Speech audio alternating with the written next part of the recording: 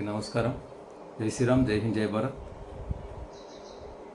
అది మన దేశాన్ని బ్రిటిష్ వాళ్ళు పరిపాలిస్తున్నటువంటి సమయం 1902వ సంవత్సరం.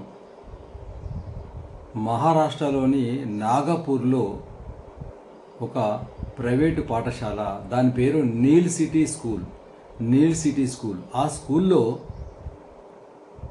కొంతమంది విద్యార్థులు చదువుతున్నారు. అయితే అది బ్రిటిష్ వాళ్ళు పరిపాలిస్తున్న కాలం కాబట్టి ఒకరోజు అక్కడ మన దేశాన్ని పరిపాలిస్తున్నటువంటి బ్రిటిష్ వాళ్లకు విక్టోరియా రాణి కాబట్టి మరి బ్రిటన్ దేశంలో విక్టోరియా రాణి యొక్క పరిపాలన 60 సంవత్సరాలు మన దేశంలో పూర్తయిన సందర్భంగా మరి ఆమె యొక్క వజ్రోత్సవాలు అనేటువంటివి మన దేశంలో జరుగుతున్నాయి. అక్కడ జరిగితే బ్రిటన్లో విక్టోరియా రాణి యొక్క 60 సంవత్సరాల ఉత్సవాలు జరిగితే ఆ ఉత్సవాలు ఇక్కడ నాగపూర్లో మన దేశంలో మరి జరుగుతున్నాయి. కాబట్టి అక్కడ ఆ ఉత్సవాల్లో అందరికీ కూడా దేశమంతటా జరుగుతున్నాయి, అక్కడ కూడా జరుగుతున్నది. ఆ స్కూల్లో పిల్లలందరికీ కూడా మిఠాయిలు పంచారు. సామాన్యంగా ప్రతి తరగతి గదిలో మిఠాయిలు పంచుతున్నారు. పిల్లల మనస్తత్వం ఏంది? పిల్లలకు చాక్లెట్లు ఇచ్చినా, బిస్కెట్లు ఇచ్చినా, ఏదైనా స్వీట్లు ఇచ్చినా, మిఠాయి ఇస్తే, లడ్డూలు ఇచ్చినా కానీ వెంటనే తినేయడం అలవాటు, ఇంకా అడగడం అలవాటు. పిల్లల మనస్తత్వం అది. కానీ ఒక పిల్లవాడు, అతనికి కేవలం 12 సంవత్సరాలే ఉంటాయి. 10-12 సంవత్సరాల వయస్సు పిల్లలు మనస్తత్వం ఎట్లా ఉంటుందో మనం అర్థం చేసుకోవచ్చు. అయితే ఆ పిల్లవాడికి కూడా మిఠాయి ఇచ్చారు, కానీ తీసుకోలేదు. తీసుకొని ఏం చేశారంటే, అది ఎందుకు ఇచ్చారు అని అడిగినప్పుడు, ఇది విక్టోరియా రాణి ఉత్సవాలు జరుగుతున్నాయి మన పాఠశాల లోపల. విక్టోరియా రాణి ఎవరా విక్టోరియా రాణి? ఎవరికి రాణి? ఏ దేశం రాణి? ఆమె బ్రిటన్లో రాణి అయితే, ఆమె పరిపాలన 60 సంవత్సరాలు అయితే మన దేశంలో ఎందుకు జరుపుకోవాలి? మనము ఎందుకు ఆ స్వీట్ తినాలి? అది మిఠాయి కాదు, అది విషము. ఆ విష గులిక. అది వాళ్ళు ఇచ్చే మిఠాయి మీరు నాకు ఏది ఇస్తున్నారో ఇది నాకు విష గులికతో సమానము. వాడు ఎవడు అసలు? బ్రిటిష్ వాడు మన దేశానికి ఎందుకు వచ్చాడు? మన దేశాన్ని ఎందుకు పరిపాలిస్తున్నాడు?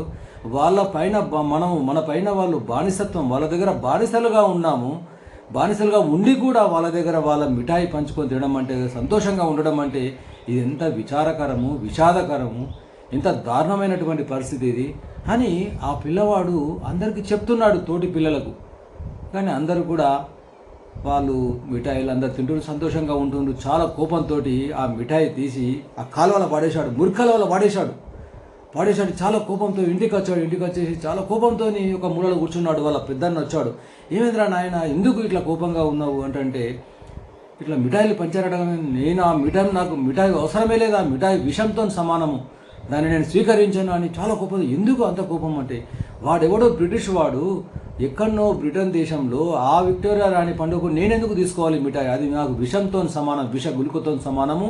మనని బానిసలుగా చేసి మనం భావదాస్యంగా బతుకుతున్నాం వాళ్ళ దగ్గర. ఇది ఎంతవరకు సమంజసమని వాళ్ళ పెద్దన్నతోటి ఈ విధంగా కోపంతో చెప్పడం జరిగింది. అంటే ఇంత చిన్న వయసులో కూడా 10-12 సంవత్సరాల వయసులో ఆ పిల్లవాడిలో ఉన్నటువంటి దేశభక్తిని మనం అర్థం చేసుకోవచ్చు. మరి ఆ పిల్లవాడు ఎవరో కాదు, మన తెలంగాణకు చెందిన నిజామాబాద్ జిల్లాకు చెందినటువంటి రెంజల్ మండలంలోని కందకుర్తి గ్రామానికి చెందినటువంటి మరి ఈరోజు అద్వితీయమైనటువంటి సంస్థగా రాష్ట్రీయ స్వయం సేవక్ సంఘ్ RSS దీన్ని రెడీ ఫర్ సెల్ఫ్లెస్ సర్వీస్గా అనేక మంది దేశ విదేశాల్లో గుర్తించడం జరిగింది. ఆ పిల్లవాడు ఎవరంటే, ఆ మిఠాయిని మురికి కాలువలో పడేసినటువంటి ఆ పిల్లవాడే డాక్టర్ కేశవరావు బలిరామ్ హెడ్గేవార్. చూడండి, ఇంత చిన్న వయసులోనే. అంటే దేశభక్తి అంటే పువ్వు పుట్టగానే పరిమళించును అన్నట్టు, దేశభక్తి అంటే చిన్నప్పటి నుంచే ఉనికి పుచ్చుకోవడం జరిగింది కేశవుడు. తర్వాత MBBS కూడా ఆ రోజుల్లోనే పూర్తి చేశాడు. బర్మాలో డాక్టర్ చదివే అవకాశం వచ్చింది. ఆ ప్రిన్సిపాల్ కూడా చెప్పాడు, నీవు బర్మాకు వెళ్ళాలని. అంత గొప్ప భవిష్యత్తు ఉండి కూడా దాన్ని తృణప్రాయంగా తృణీకరించి నేను బర్మాకు వెళ్ళను. ఈ దేశానికి ఒక జబ్బు పట్టింది, జ్వరం వచ్చింది, అనైక్యత అనేటువంటి జ్వరము, సంఘటితం లేకపోవడం అనే జ్వరం వచ్చింది. కాబట్టి ఈ జ్వరానికి మందు కొనుక్కోవడానికి నేను ఇక్కడనే ఉంటాను, నాకు డాక్టర్ వృత్తి అవసరం లేదని చెప్పి మరి ఇక్కడ 1925లో ఆ MBBS డాక్టర్ చదివినటువంటి డాక్టర్ కేశవరావు 25 సంవత్సరంలో 1925లో విజయదశమి రోజున రాష్ట్రీయ స్వయం సేవక సంఘాన్ని స్థాపించడం జరిగింది.